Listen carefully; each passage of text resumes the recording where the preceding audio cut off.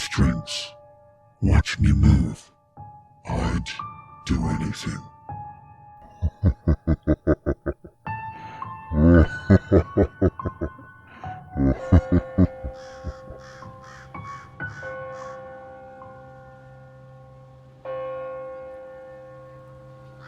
When I was like 6 or 7, I lived in a small town called Red Bluff, California. I lived with my mother, my only blood brother. I say that because I'm adopted now, and my mother's boyfriend, who was an absolutely horrible man. In order for all this to make sense, I have to tell you a little backstory on him. Let's call him Dan. We moved from Oregon, where we were born, when we were like 5 or so. We moved in with my mum's dad, who introduced them. Although Dan already had a girlfriend who had a female daughter my age, to get to one of the main points without too much detail, Dan is probably still an active pedophile. I guarantee he molested her, and he also molested me for 2 years. Anyway, eventually that woman and her daughter disappeared. Just up and left, I guess. And then my mum and him hooked up, got an apartment together, and he was just the most evil man ever. He would take my brother and I to the middle of nowhere when my mum was at work, but wouldn't let us see where we were going. And he'd dig things up. He had a gun wrapped in duct tape when we came back one time, and then the trailer park manager died shortly after that. And then we went to the middle of nowhere again. But anyway, now for the main part. I was playing outside one day with all the other neighborhood kids, and I went inside to go to the bathroom. My mum was at work, so just Dan was in the house. My brother was playing outside. He said the lady next door moved and she'd seen me playing outside and thought I would like this doll as a gift. It was a Native American Indian doll. Porcelain. It was authentic and had beautiful beads in her hair, and I thought it was cool. It was about 2.5 feet tall, on a little stand thing. I was like, okay, cool, I'll put it in my room. I put the doll on an entertainment center, visible from all the way down the hall. I put it right in the middle, up against the wall. I shared a room with my brother, and it was straight down the hall, that had full-size mirrors on it, and the bathroom was a few feet in front of our door, but directly down the hall. That night, he had a thing for forcing us to watch terrifying horror movies, at least for a 5 and 6-year-old, and get off on us being scared. So during the movie, I had to go to the bathroom, so I got up to go, and the doll was standing on the edge of the entertainment center facing towards me. It was completely moved. I thought maybe Dan or Tyler got up and moved it, and I didn't notice, so I didn't mind it and put it back. At the end of the movie, when we were going to bed, scared already from the movie, we were both surprised to find the doll was standing by the bathroom door this time. I was sure that no one got up for the rest of the movie too. So my brother and I were certainly unsettled, but we went to bed anyway, putting the doll back in the same place on the entertainment center. We had bunk beds, and Tyler, my brother, had the top bunk. We also had a tall dresser next to our bed, so Tyler had something to have a light on. But in the morning, I woke up to him screaming because the doll was standing on top of the dresser at perfect eye level for when he woke up. It was small stuff like that for a while, just being in different places when we'd come back in the house, because we spent most of our days outside playing. We got grounded one time for a week, and we had this tiny wooden timeout bench that looked like a super miniature park bench, but the backrest was literally the words "time out" in cursive, and it was so uncomfortable. We weren't allowed to sleep or even lay down when we were grounded, or do anything. Just sit on the bench or edge of my bed and stare at the wall. We'd take turns sleeping. One time we both fell asleep and the doll was in front of us, and the worst part is, we were stuck in that room with the doll. I swear, I was hearing shit or something, because we'd hear whispers and like something was scratching porcelain. We also don't remember a lot of that time either, which is weird. But I couldn't take it anymore. when we all had left the house to go visit Mum at work on her lunch break. When we came back, the doll was floating in the middle of the room, with his hair all twisted up and messy, and his arm was pointed at us. Its arms weren't supposed to move, and Dan saw it too. He lied to my mum. He said we made it up. I lost my shit, and when I managed to go back to the room, it was in perfect condition where it was supposed to be.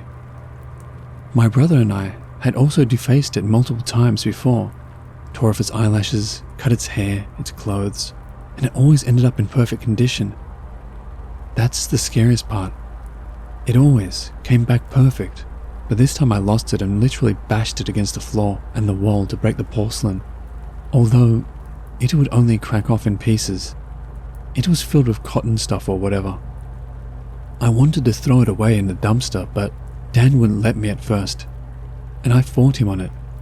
I accidentally kicked him because he was flinging me around, and he threw me across the room, and eventually said, "Fine, I don't care."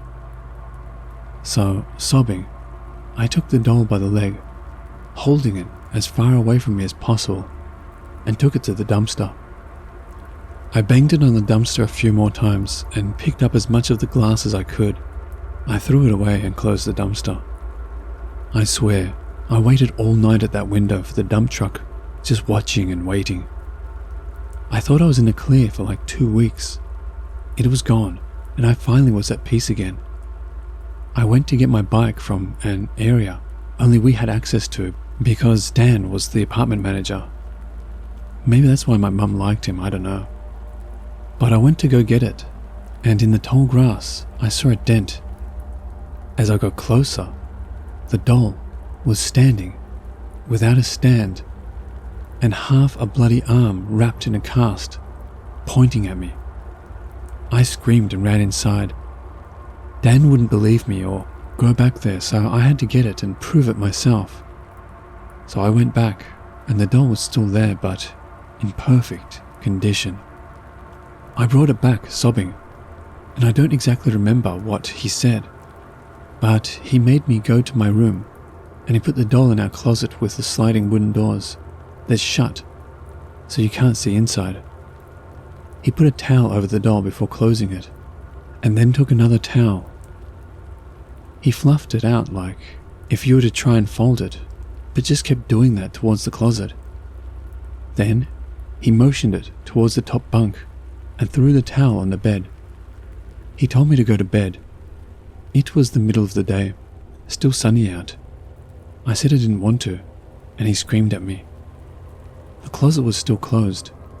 I climbed up onto the top bunk and went to get under the covers, but when I pulled the blanket down, the doll was in the bed, and I started crying. He told me to get in bed and pull the covers over my head, so I got in bed with the doll, and did so. I literally don't remember a single damn thing about the doll ever since that moment. I still lived with it for a long time. The only way I escaped it was when I got hauled off by the police to go to foster care because I finally cracked that he was molesting me to my mum. I only ever saw it once again, years later with our adopted family. At an estate sale in a giant warehouse, there was a room with lots of clothes racks, and all the way in the back of that room, I could see the doll standing on top of the shelf. I immediately turned around and didn't enter the room again.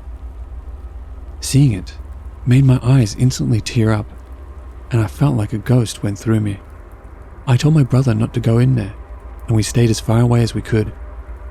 I didn't want it finding us again. Anyway, that's the scariest paranormal thing that's ever happened to me. And I'll never, ever forget. Even though as I get older I lose bits and pieces.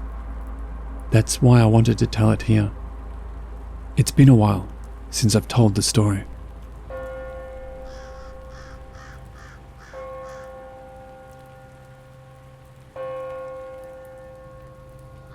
So this happened a long time ago. My family and I love going to garage sales and thrift stores. My parents are very friendly and polite, and people like them pretty quick. So they have been offered several times to take stuff for free and even had got these type of deals. You can have everything for free, but you have to take all the stuff. So we have ended up with a truck filled with random garage sale items. One time my mum and I were in her bedroom checking the loot of one of these types of deals. We were having a good time while sorting all the stuff. We got to a big trash bag that was filled with dolls. There was a lot of them, so I decided to just open the entire bag and put them all on the bed.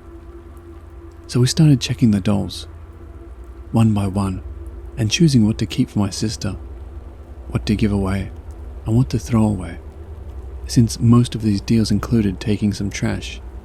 But we didn't care, it was fun. We have a half bag sorted out when we get to this tumbling doll that supposedly can do flips.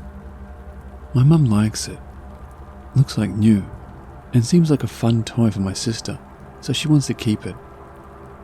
She asks me to test it to see the doll tumbling, but the batteries seem to be dead. I tried again now with brand new batteries, but still no luck. After a few minutes I conclude that the doll must be broken and that it didn't work, so I take out the batteries and place the old ones back in and put the doll back on the bed, and we go back to sorting stuff. 15 minutes pass. My mum and I were taking a break, just chatting, when suddenly we hear this loud noise that sounded like gears and an overcharged motor. We look at the bed and the sound is coming from the doll, and right in front of both of us, the doll turns his head at me and says, "Mama." The movement was so abrupt that I even feel the bed shaking a little. My mum and I look at each other, and I saw her face turning white. I just punched the doll as hard as I could. It landed on the other side of the bedroom. We went immediately to the kitchen to calm down and explain what just happened to my dad. After a few minutes, I go back to the room with my dad to investigate, trying to find out what just happened. Then my mum enters in full rage mode, goes to the doll and puts it in a plastic bag. She asks my dad to take it to the trash out of the house right now. My parents are religious, so after that, they were praying and blessing the entire house for almost an hour. Never seen my mum that scared. It truly felt like a scene from a horror movie. I expected the doll to get up and attack me at that moment. I don't really believe in paranormal stuff, even though I've had a couple of experiences that really scared me. And up to this day, I have no explanation for it, and this is one of them. Growing up, I always hated dolls and was scared of them, even to the point of having really messed up nightmares. Good thing this happened when I was older, around 16, or I'd probably be still traumatized. What still bugs me is that even if I find a rational explanation for why the doll worked again with dead batteries, with the power switch off and by itself, the doll wasn't a baby doll. It was a gymnastic doll that was supposed to do flips. As it wasn't new and had no box, I probably will never know if this was one of its features, and I'm okay not knowing.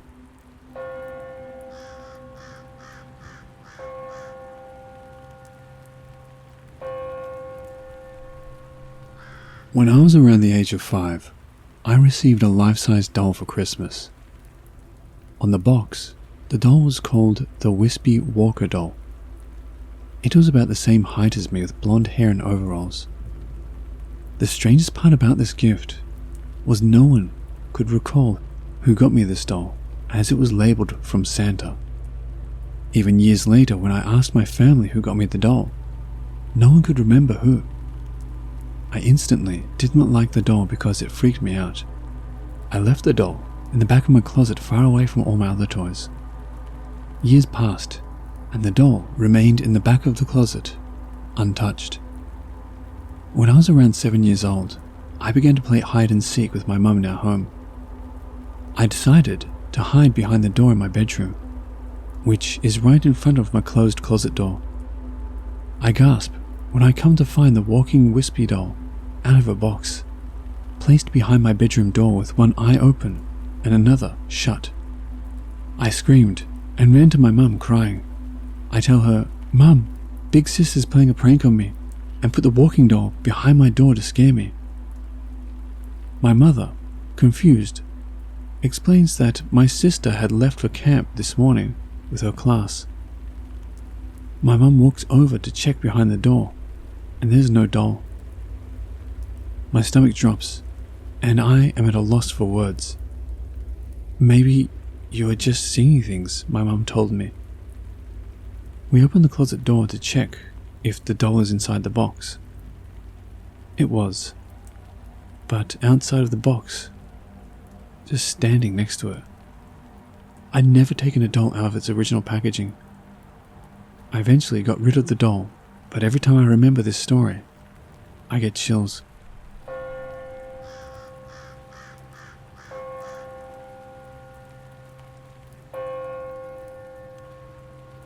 I've always loved the paranormal, even as a little girl. I grew up with horror movies and find the paranormal fascinating. On to the first paranormal experience I ever had. I don't have any photos or anything because this happened when I was in 3rd grade in 2003. And I didn't have anything to record with or even take pictures with at this time. Anyway, I was watching the 1994 version of Little Woman with my mum and grandmother in my room, when I saw movement out of the corner of my eye on my bookshelf where my dolls are. The air was off, but I could see one of the dolls' dresses billowing around her, and one of my other dolls was reaching out to her. I brushed it off as my mind playing tricks. I should mention that my mum rearranged them that day and had them all facing the same direction. Skip to the next day. I had walked out of my room because my grandmother had called me to ask me something. I walked back in and all my dolls were turned in different directions and facing different ways. I ran out of my room screaming. My mum didn't believe me until I showed her. She fixed them again, but my room had always been off, and I had obtained more dolls from a family friend a few years later, and this is when things got weird. I have 2 musical dolls, and they would go off randomly sometimes. I started to feel like I was watched and I wasn't alone, but I brushed it off as paranoia because I never experienced anything major other than some of my dolls appearing to move every once in a while. Skip again to college. After years of dealing with minimal doll movement, something changed. I was in my room one night and I felt something breathe down my neck. It scared me so much that I didn't sleep in my room that night. My parents divorced when I was 15, and my dad was dating a girl who loved the paranormal and was also a medium. I asked her when she came over to check out and cleanse my room. The moment she stepped into my room, she looked at me and asked if there was a doll in my closet. My heart sank because a family friend had given me a porcelain baby doll that was practically life-size, but it had no eyes. That was the one in my closet, and she confirmed that was the one she was getting negative vibes from. She prayed over my room, saged it, and I still have the rose quartz in my room that she gave me. I got rid of the majority of my dolls and don't feel anything in it. This is just one of many experiences I've had and thought I would share. I still constantly check my bookshelf just to make sure. It's been almost 2 years since I got rid of my haunted dolls, but I don't think I'll ever forget.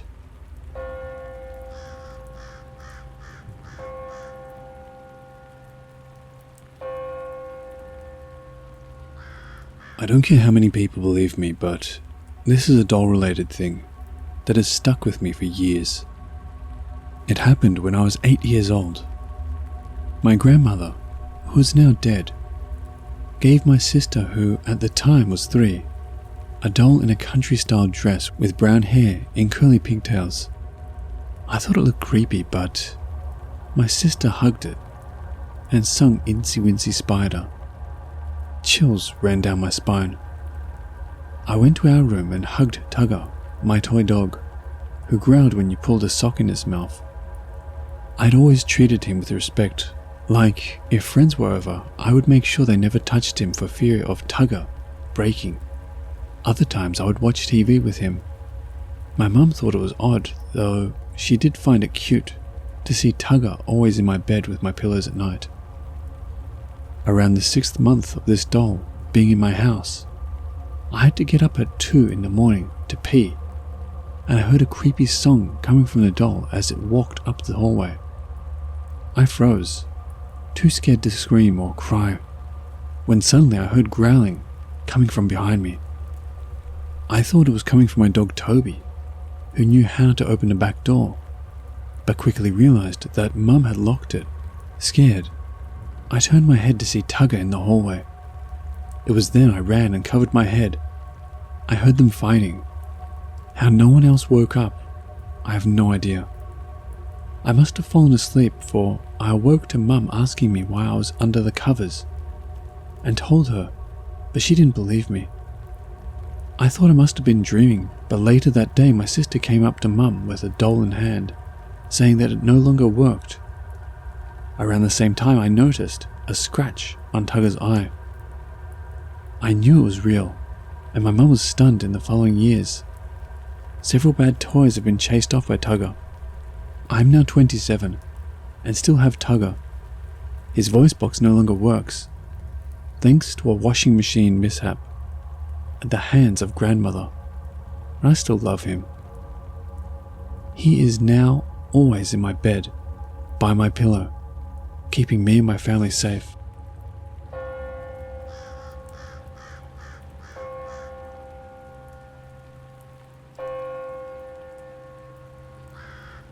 This happened during my childhood in Matamoros, Tamaulipas.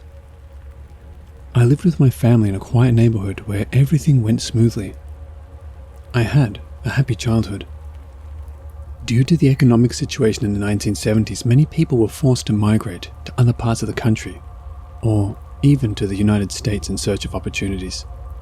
For this reason, many houses were abandoned, and during the moves, it was common for our former neighbors to leave things forgotten.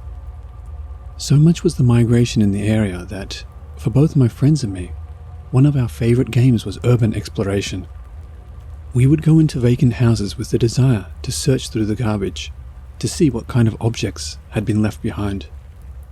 Of course, our main objective was toys. As we explored the adjoining houses, we had to expand to the point that we already had to ride a bicycle to find more abandoned houses. On one occasion, I do not remember the date, we were not 5 blocks from our house when we saw an uninhabited house. It already had the for rent sign, and several large bags with forgotten objects had been left in the garbage.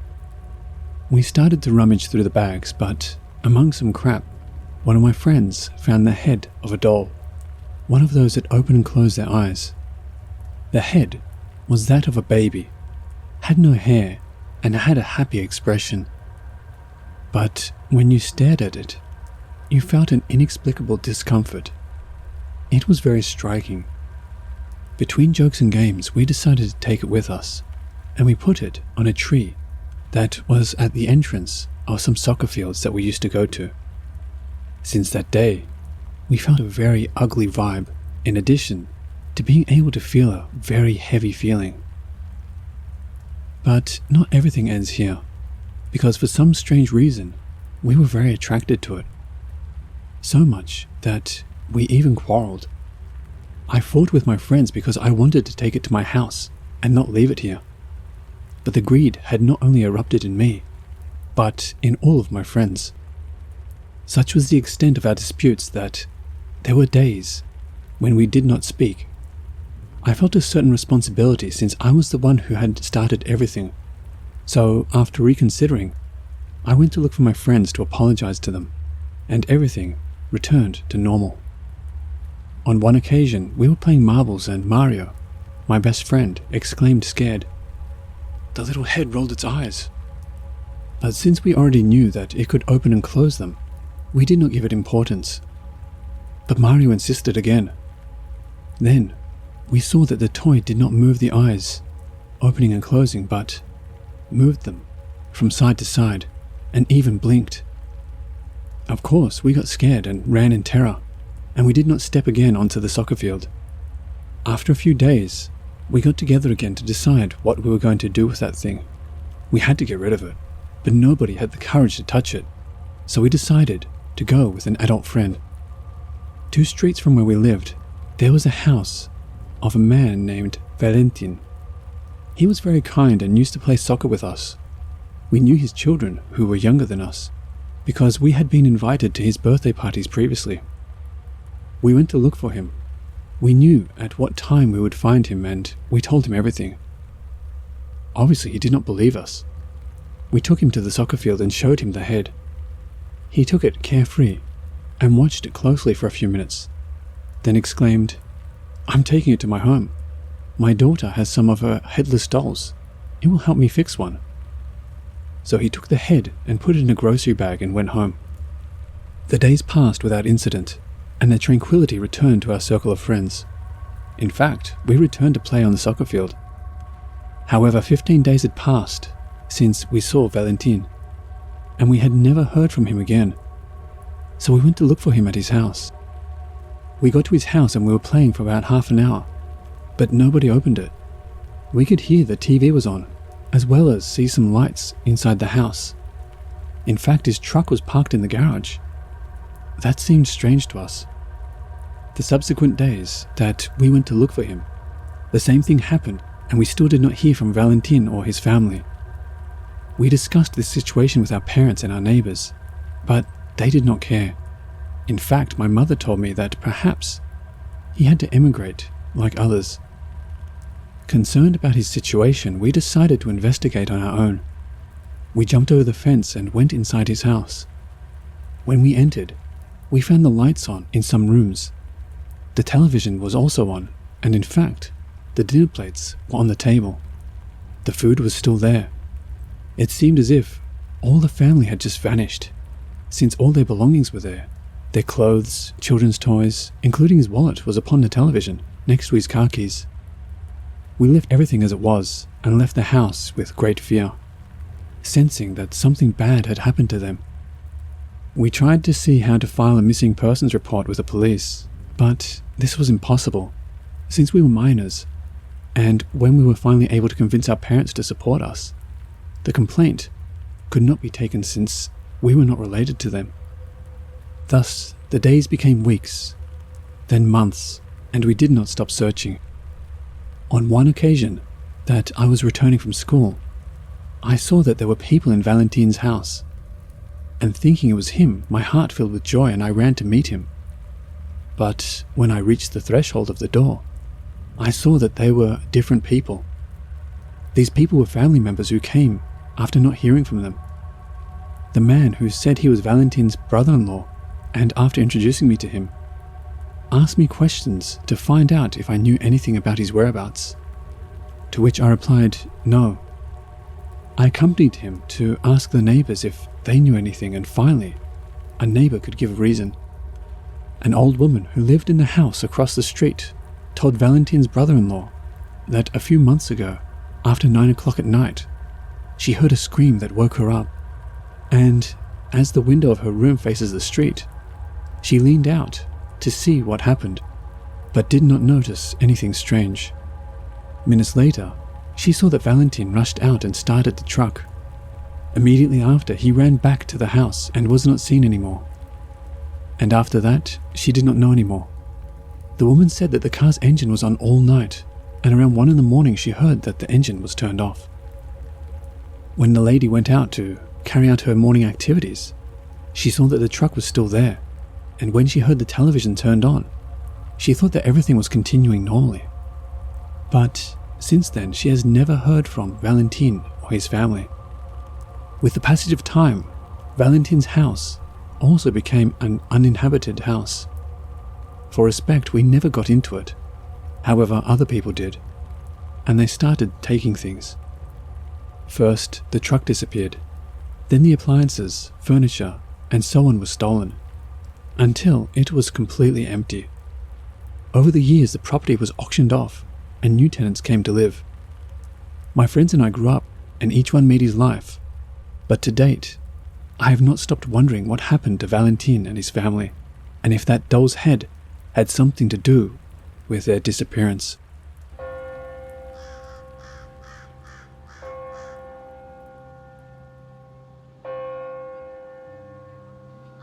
Hello watchers and listeners, thank you so much for watching. As always, a big thank you to all of the Reddit users who kindly allowed me to use their stories. If you want to help support this channel, you will find links to both my Patreon and my Teespring store in the description below, so feel free to have a look.